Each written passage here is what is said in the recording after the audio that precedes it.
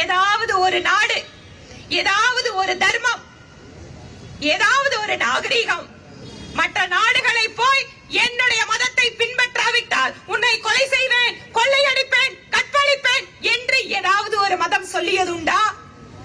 குறிப்பாக நம்முடைய இந்து மதம், இந்த சனாதன தர்மம் தன்னுடைய ஆன்மீக பலத்தால் மற்ற நாடுகளை எல்லாம் கவர்ந்திருந்ததே தவிர ஆக்கிரமிப்பினால் அல்ல.